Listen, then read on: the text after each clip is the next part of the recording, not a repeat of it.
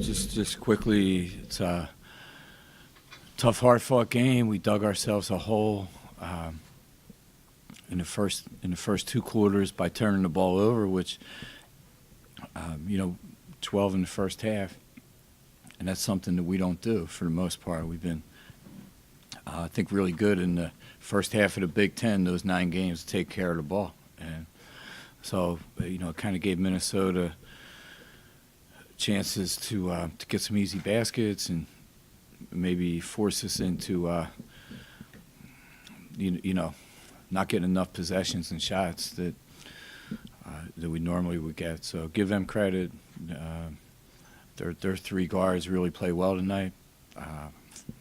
They got into us a little bit defensively. We played a lot better, down the stretch. But again, we just dug ourselves a hole. We've played great the last couple of weeks, won 4 in a row. So, we'll look at tonight and just figure out things we got to do to get better and get ready for Ohio State. Jordan Hamilton only played around 17 minutes today, I think is what it said. Was that more of a function of poor play with the turnovers, or was it just easing her back in after the injury? Yeah, just trying to get her back in. She's a terrific player. She had a huge impact on the Nebraska game last week. And I think, just getting her defrosted this week. And Ryan mentioned this about the 3-pointers before, but one of your guys' lowest output, I think maybe the lowest output on the season, with just 5 or 6 3-point attempts all game. Was that because of their kind of the way they pressured even in the half court defensively? Was it a response to that, or more of just kind of game flow sort of thing? Well, I think some of our threes, when we've been scoring the ball, have come in transition, which we didn't get tonight. They did a good job getting back. Some of them have come, in the half court when teams have, backed off certain players, and they really, like I said, they got really pressured Lindsay and Jordan and Veronica, people that we depend on to make threes.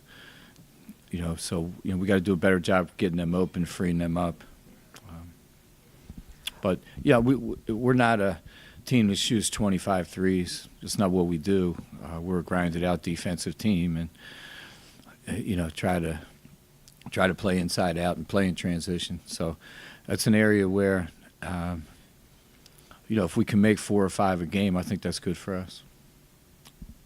Down by 3 with 30 seconds to play, you call that timeout. What was your message to your team in that timeout? Well, we wanted to see if we could turn them over and then foul, and then try to get a quick 2. You really don't, depending on what they did, but they made their free throws down the stretch. So, we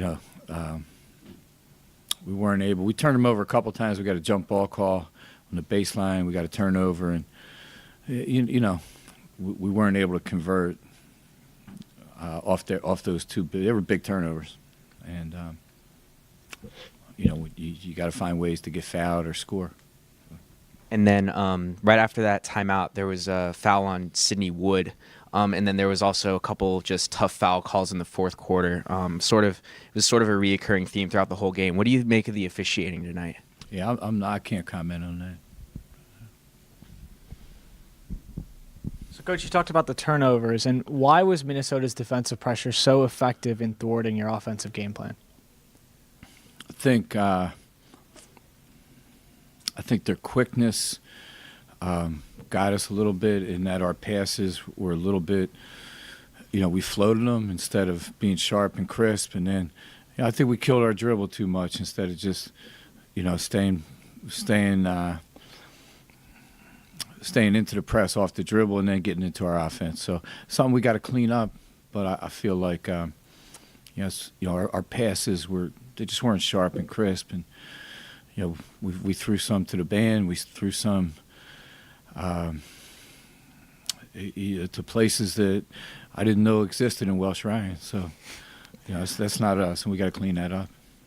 So do you think it was more a result of that defensive pressure, or was it poor communication on your team's end? I don't know if it was communication as much as it was poor execution.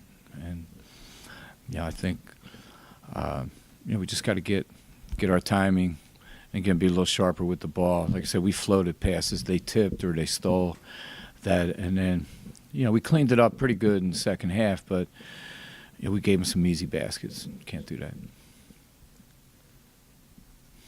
And just another question. So, Minnesota often off of those turnovers, pushed the pace and didn't allow the zone to get set up. So were there any in-game adjustments you made to try and strengthen that transition defense? We switched defenses, 3 or 4 times in the third quarter. We had some foul trouble a little bit too in the second quarter. And we did a really good job of getting stops when we had to. We just couldn't follow up with baskets. And that was, we made that run. And I thought defensively we did a really good job. But, when you get stops, you got to come down and score. And we weren't able to do that tonight. We've been doing that all year. And, I think we'll, this is a hiccup. And like I said, we won 4 straight and played well every Big Ten game that we've played. I can't remember. I think so from the first game at Rutgers, we lost, in the last 30 seconds. Michigan, Purdue, we had chances to win both those games, and then we won the other 6. So, this is probably the game that we just struggled in the Big Ten, and tried not to let that happen twice. So, like you said, a lot of close losses so far in Big Ten. A lot of wins, too. But so after a close loss like this, do you come out with a new fire and, like in the game coming up against Ohio State, or does it become disheartening when you lose by so little? I think the one thing that the follow-up to that is that, it's a team we played tonight. It was ranked 12th in the country at one point.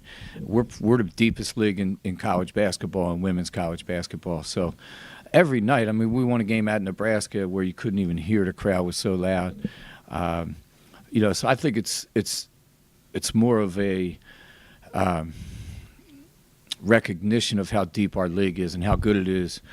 Every game in the Big Ten is a dogfight. Everybody can beat everybody. That's we've seen that play out so far, and I think we're in that mix too, where we can beat anybody on a given night, and if we're not ready to play, you're going to get. You're going to get beat. There's a lot of great players, and Bell and Pitts played great games tonight. Brunson, those 3 I thought really got to give them credit. Any update on Abishai's condition? Any chance she'll be out there on Sunday? I won't know till tomorrow. Probably. Okay.